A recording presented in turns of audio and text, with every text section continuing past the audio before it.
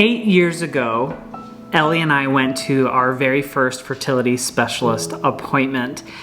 It was the start of everything for us. It was the start of our family, the start of our YouTube journey. And it's crazy to think that 8 years later, today we are going to our very first fertility specialist appointment. 8 years. Yeah. In that 8 years, we are so grateful to have 3 incredible boys.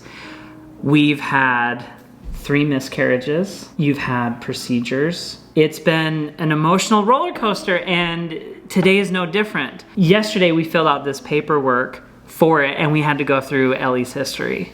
I think that was hard. Oh, I appear to not have any emotion right now, but my emotion just comes and goes at different times for sure. When you were filling out the paperwork and we were like, okay, what was the date of your surgery, the D&C? Oh, ouch, that hurts. I got my IUD out 2 years ago, and right after that, for about 6 to 9 months, we were actively like really hoping we would get a baby. And then we were prepping to move, and we moved, and we thought, well, if it happens, it happens, but we're not gonna like stress ourselves like we did. And then over the last 4 months, yeah, 5 months maybe, we've really been like, okay, I think we're ready now.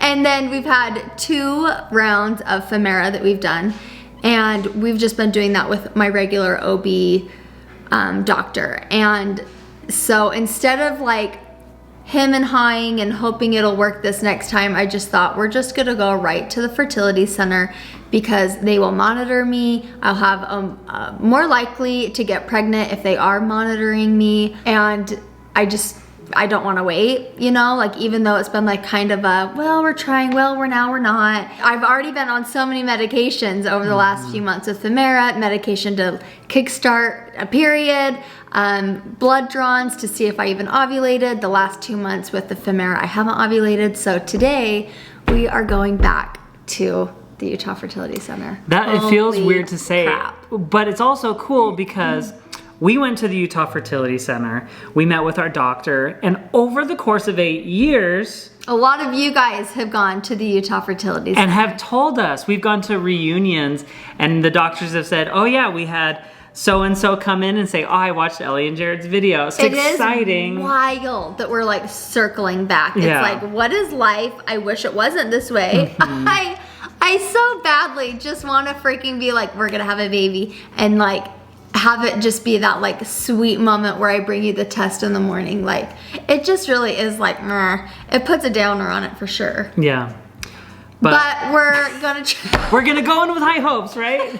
As you can see, I'm a little bitter right now. It comes and goes, but we are excited. I am excited. Like Jackson and Calvin are always asking, are we gonna have another sibling? They know, and they've known before we've known that we're probably gonna have one more. Today, we're going to certainly try and get more answers to why it hasn't been working. Yeah. Let's go to the doctor. Let's see what he says. I'm like really happy that you're doing well. I know today is like a stressful day. You have 3 different appointments, and they're not like... Look at this. They're not easy appointments. Can you guys see my welts? Yeah, you already have battle scars and it's 10 o'clock in the morning. I had a skin check and then they zapped a few things on my armpit. So you've been zapped. We're gonna go to the fertility center. Hopefully not get poked. Emotions will run high. And then you have like another appointment. I have a hair appointment, so that'll end my day well. Oh, that's good, that's great. You'll feel good after we have the appointment, so. Perfect. Let's get in the car and we'll go to the appointment. I'm nervous.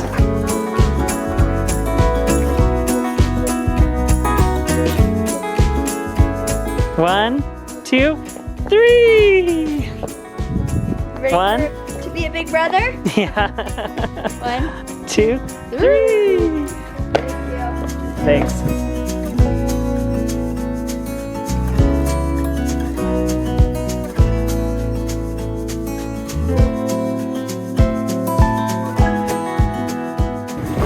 Holy sh**.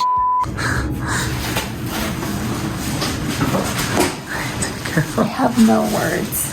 So we're doing an ultrasound. Information overload. Trust your intuition. I'm glad that we came in. You don't have to have it thrown out, you know? I wish more women, especially women that are having their first baby, would realize like it doesn't have to be misery for a full year. Like you can go in. Yeah. You know, like you are your own advocate. Yeah. And I'm glad that we came in. And this, he's so awesome. He's so... Oh, he just like went right away. He's like, here's your history. He's like, let's do an ultrasound, make sure everything's good. We'll schedule this, and this. Like, that's what I loved, is the proactivity of it. But for now, we're gonna look at an ultrasound, okay?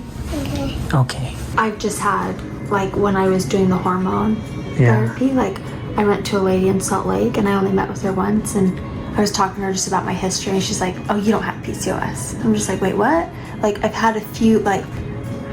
Yeah. It's just very invalidating, and it's already been more validating coming back and having you be like, no, there is an issue just because you've had 3 kids. Like, you obviously are not ovulating. You've been off birth control for 2 years. You haven't had an accident baby. The 2 rounds of Femera, you didn't ovulate. Right. I don't know. I'll fix it. I really liked him. This is wild. Now I have butterflies. Now I'm excited. All right, so we're just looking at a side view of your uterus. This is your cervix up here. It comes down. This is your endometrial lining. It should be thick, like it is. Okay, so that's appropriate for where you are in your cycle. So this is your right ovary. You may have ovulated from here. There's a large follicle over here. And then it just will fill back up with fluid, and that's why it looks kind of like it does there. So possibly this month, I possibly did ovulate. Correct. So, you know, for right now, we're just going to wait and see type of thing. That would be great. You do have, you know, little follicles through here that ovary does look consistent with PCOS. Just push a little bit more just to get rid of some shadow, but what I might see is just all these little black Patches. circles. Yeah. And that's, you know, 1, 2, 3, 4, 5, 6, 7, 8, 9, 10, 11, 12, 13, and then and there's just too many of them. So that's very consistent with a PCOS appearing ovary. Okay. So Can we talk about that fertility appointment for a second? It was very thorough. We got a lot of the same information that we got 8 years ago, but it just was very validating going back into the doctor's office. And I always feel comfortable talking, especially to fertility specialists. I feel like a lot of couples, and especially women, get really nervous because they feel like you have to try for a year. Yeah. You can't go in and figure out what's wrong until like you've suffered. I think the biggest tip that he gave me that hopefully I can share with you guys is good as Femera and Clomid is. He said you don't really need to be on it for months on end. Try it for a month or 2, but then come in and let us help you. He would rather have couples come in and do insemination because that way they can like get right to the point. Yeah. And I love that he even told me, he's like, being on Femera and Clomid is mentally exhausting. There's an emotional toll associated with it that I don't think enough people talk about, and maybe even OBs don't really warn you about. And well, so I they think don't specialize in that, so I can see that. yeah, but your mileage may vary with that too. Yeah. Tom's like, what's all this medicine? But all in all, like Ellie said, everything was like super validating, and it was quick and to the point. And I told him, I was like, wow, you don't mess around. We're like really getting into this. You already saw that the day we had the appointment, we went in for an ultrasound, and the ultrasound was like really shocking to me. It was cool to see that there was evidence of Ellie ovulating already. That was a huge shock to us. After 2 months of inducing a period and 2 months of being on Femera with not ovulating on that. So I hope that it just was like, it took a long time, and then I finally ovulated. Excuse you. Can you say excuse me? Good job. Oh my gosh, has to end it with the word There you go, that's better. So after 2 months of being on Femera, we saw that I finally did ovulate on my own. That would be great if we got pregnant. Yeah. So right now we are either in a waiting game, and he said if you're not, then as soon as I start a period, I will call them and we will get on the schedule to go do insemination. So as a result of this, it's kind of good news no matter what happens for us, because there's a chance that Ellie might be pregnant, like she said, just for the sake of the ovulation. But if she doesn't, we have that evidence that she did ovulate, so that means she'll probably start another cycle very soon. It's good because then we'll be going in to do insemination. So they did my blood work. It was interesting when they called. They called and said, oh, we need to put you on thyroid medication. You guys, have we heard that before? You guys have been with me through my whole fiasco of leveling out my hormones, getting on thyroid medication. I've been on and off over the years. I don't know why. It's overwhelming and confusing to me when I get blood work done and they're like, nope, you're great. And then I get blood work done, they're like, oh, you need some thyroid medication. So aside from that, I'm now on some thyroid medication. I am now on some baby aspirin as we are trying.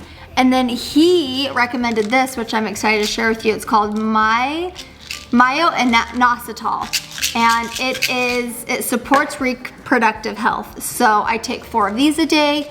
4 a day? And then I do vitamin D. So those are the things that he has recommended for me as we go into this next part of our journey to get baby number 4 here. Yeah. Along with Ellie getting blood work done, I got blood work done, and they wanted to test me too because it has been 8 years plus since the last time my reproductive health had been tested. So, which I don't think is necessary in my opinion, but when you go to the fertility specialist, they don't mess around. They want to check all of the boxes. Yeah, it's like if you're doing this step, you might as well just do these extra steps. So they're even going to be testing my fallopian tubes with dye, which is kind of painful.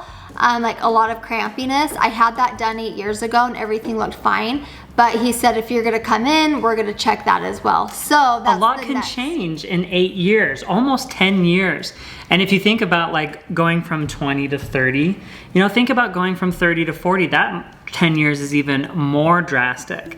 So, you know, it's good to like have all of these updates to our bodies so we know exactly what things look like to help us figure out what's next. Yep. So Jared and I had a very thorough doctor appointment, very thorough. And very quick. I can't believe it happened so fast. Yep, thorough blood work done, and now we're just in the waiting game. So hopefully I'll make a call any day to the doctor's office and we'll get on their schedule and we will keep you guys updated. But this was actually exciting for us. It's always fun to go to a doctor's appointment and get answers and get a end goal. And it's never fun going to a doctor's appointment and then coming home and being like, oh, now what? Yeah. So that's why it's exciting for us moving forward. We've had that too much, but it feels good to have it on a linear plane where we're going. But that's gonna be it from us. Make sure you guys are subscribed so you know exactly when and what happens next on our pregnancy journey. We're excited. We'll see you guys next time.